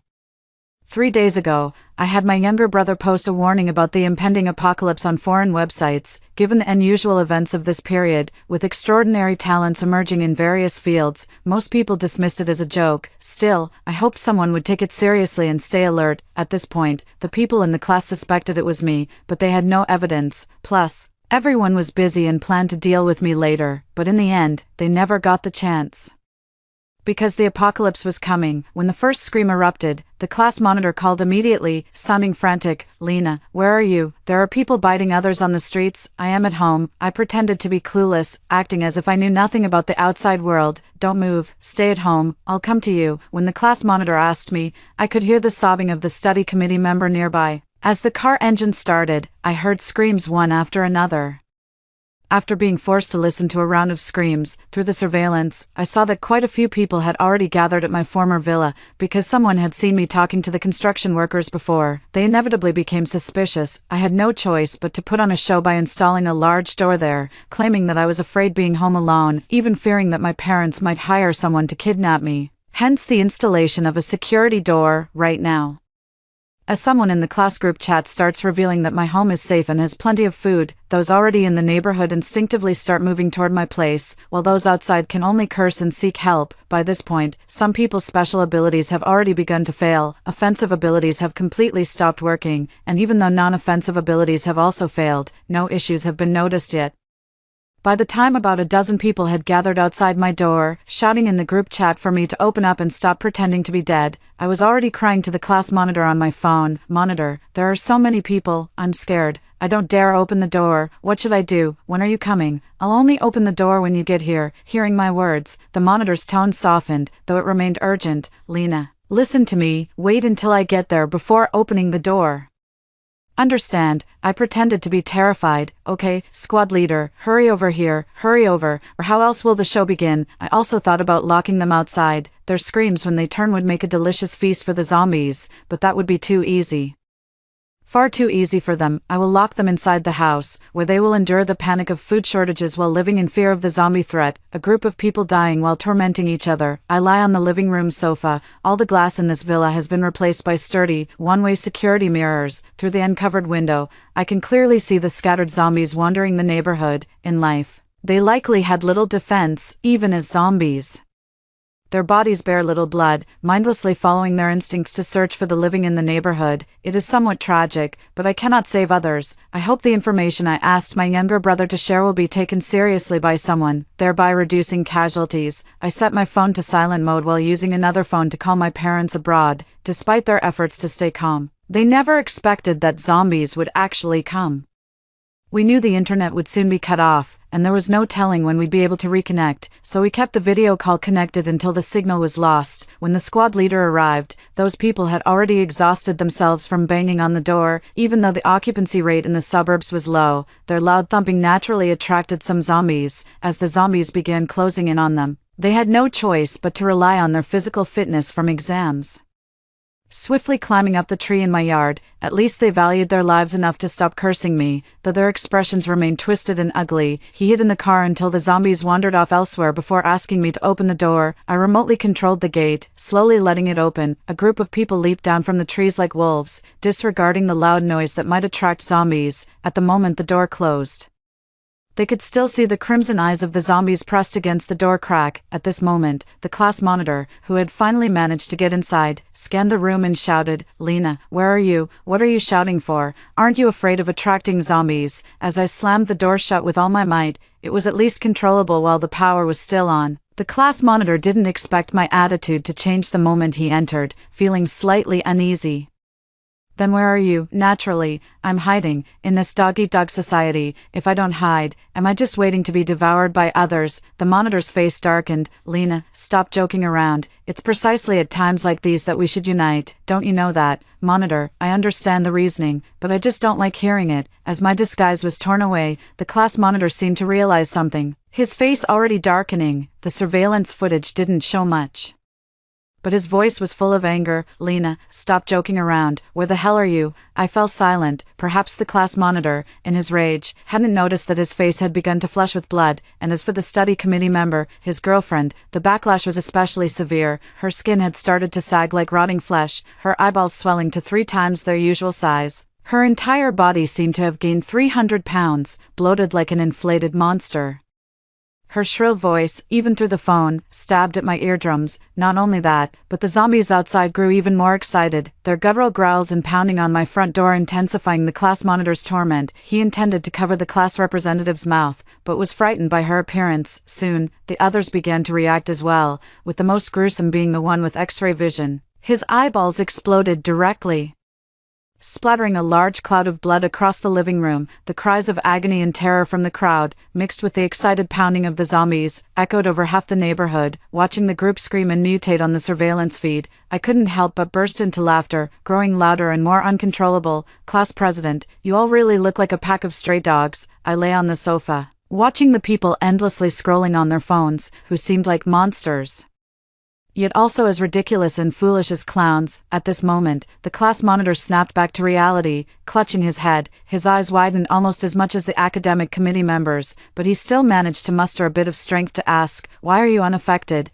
"I didn't use any cheats." I patted the gold beside me, even though they couldn't see it. The monitor still noticed the sound of my tapping, but as I finished speaking, the pile of gold gradually turned into mud, eventually dissolving into a wisp of ash, vanishing within the room. I covered my lips. "Oh no, class monitor, now I can't show it to you. It's gone. Not enough. Still not enough. These people deserve even worse fates." The study committee member broke down, voice hoarse. "If looks could kill, I'd be dead 100 times over, but I don't care. Why are you doing this to us? What did we ever do to you?" "Lena, you ungrateful wretch. We're in the same class. You knew the system was faulty. Why didn't you warn us? Why?" Lena, save me, save me. I'm now one of the rising elites in City A. Save me, Lena. You'll die a horrible death. I'll haunt you even as a ghost." The class monitor was on the verge of losing all rationality, his entire head swollen like a pig's, yet still deluding himself with affection. "Lena, forget everything else. Don't you know how I feel about you? I won't hold what you're doing to us against you. Just come save me now, and I swear I'll." You betrayed me. You really do like that bitch Lena, don't you? You're not allowed to look for her. You're not allowed to go to her." Before I could even speak, the loving couple on the surveillance feed began viciously attacking each other. The class representative's body had swollen to twice her original size, and despite her rotting skin, a single punch from her sent the class monitor's eye socket bleeding. The next second, he spat out a mouthful of blood. Watching their miserable state, I sighed with slight regret. My dear classmates, didn't we agree to stay united and help each other? What happened? How did it turn into a dog-eat-dog fight? Feigning surprise, my tone even carried a hint of schadenfreude. But as your former companion, I naturally don't want to see you die like this. I left a month's worth of food in the kitchen, originally meant for a party. Why don't you go check it out? After speaking, those who still had the strength to move hurried to the kitchen to fight for food. The class representative, exhausted from her earlier actions, couldn't keep up with the others due to her heavy, sluggish body. Meanwhile, the class monitor's eyes had gone blank, blood and saliva dripping from the corner of his mouth as he panted heavily at the class representative. The days to come would be hell. My dear classmates, do your best to survive. Most of the time, I hid in the basement of the villa, turning a deaf ear to the chaos outside, repeating the same routine of eating, washing, and waste disposal day after day. My contact with my parents was cut off a few days ago. Now, all I can do is pray for their survival while struggling to stay alive myself, although most of the time was still quite dull. There were initially intruders who attempted to break down the door. Perhaps it was the curtains I had drawn, or the sound of the generator starting up that convinced them there must be living people inside, but no matter how hard they tried, even with firearms, they either ended up dying at the hands of zombies or being electrocuted to death by the electric grid I had installed on my door. On the other hand, the villa was far from as leisurely as my situation. It could be described as nothing short of a living hell. At first, the class representatives still held some affection for the class president. Using their physical advantage, they would occasionally share a small portion of the seized food with the now irrational class president, but by the 7th day, food began to run short. Despite being disfigured by the backlash, a few of the dozen or so men in the villa still had some combat ability left. Driven to desperation, they could still stand toe-to-toe with the class monitor. In the end, however, they compromised, allowing only a small amount of water to be given to the class president daily, just enough to keep him alive. By the first month of the apocalypse, even though they had been very frugal with their food supplies, they were already on the brink of running out. At this point, they would kneel before the surveillance cameras every day, begging for my mercy. When met with my heartless mockery, their pleas would turn into endless curses. The days stretched on, swinging back and forth between these two states. Occasionally, in a rare moment of kindness, I would tell them about a hollow in the tree they had climbed earlier, where several bags of instant food were hidden. Ignoring the danger of zombies outside, they would stubbornly insist on venturing out. Fortunately, it's not far. Even if the zombies charge, just push one out, and you can save yourself. Later, as I showed more and more kindness, the distance they had to go to find food became farther and farther, until only 3 or 4 people were left alive. They dared only to hide in the villa, moaning and begging me to save them. Meanwhile, I ate instant noodles, lounging leisurely in a small room in the villa, watching their performances on the surveillance feed. Far more entertaining than the dramas downloaded on my phone. Although living in the basement feels very safe, I occasionally go to a sunlit room to bask in the sunlight. After all, staying in the dark for too long would take a toll on my health. Sometimes when I see helicopters circling outside, even though I know the government won't launch a rescue operation now, I still feel somewhat disappointed. Watching those people beg desperately might be amusing at first, but after seeing it too often, it becomes rather dull. When I opened the surveillance feed again a few days later, the scene before me nearly made me vomit. By then, the class monitor had already been dead for who knows how many days, with not a single patch of intact flesh left on the body. Faintly, I could even see insects hovering over it, but the class representative didn't care. His face covered in festering sores seemed to weep, yet his mouth never stopped gnawing at his flesh. The others clung to each other, biting and devouring, rolling into a tangled heap while emitting sharp, indistinct noises. Occasionally, their faces flashed into view on the camera, but they were so blurred it was impossible to tell who was who. At this moment, even the moans of the zombies outside sounded far more pleasant than this. "Won't let you go, won't," someone was speaking, but the words were almost inaudible. The biscuit in my hand instantly lost its appeal, and waves of nausea churned in my stomach. Let go. Who exactly isn't letting him go? How ridiculous. In their past life, they met the same fate, death, only it came more easily. The moment the zombies appeared, they lost all ability to resist and were bitten to death alive. Even though I let them live a little longer this time, they still vented all their resentment on me, just like before, but this time, I'm the one who survives. The zombies continued to bang on the door outside until the voices inside grew fainter. But the stench of blood grew heavier. The zombies' sharp, grating scratching at the door finally ceased the moment the corpses began to rot. I stretched deeply, the sunlight falling on my face, and I couldn't help but feel that the future would surely be bright. The day the apocalypse ended came 2 years later, when I heard the voice of the national spokesperson on the radio again. I couldn't hold back my tears. After all, by that point, 2 years of solitary Monotonous life had nearly driven me, an adult, to the brink. As the national leader announced that scientists had developed a serum to combat the zombies, helicopters circled over cities one after another, searching for survivors to establish new safe zones. At this time, although communication with foreign countries has not yet been restored, I believe that sooner or later, we will reunite. At this moment, the system that had been silent for 2 years suddenly spoke. Congratulations, player. For completing the counter kill, a new dungeon is about to open. By the time I realized what was happening, I was once again facing a group of all too familiar people. Everyone looked at each other, some with troubled expressions, others still laughing and joking as usual. Then, the voice from the sky appeared again. Chosen ones, if you could have one superpower, what would you want? That's all the story. What do you think of this story? Share with me in the comments section. What would you do if you were in this situation? Looking forward to hearing from you. If you liked this story, don't forget to like it, share it, and subscribe to my channel. See you next time.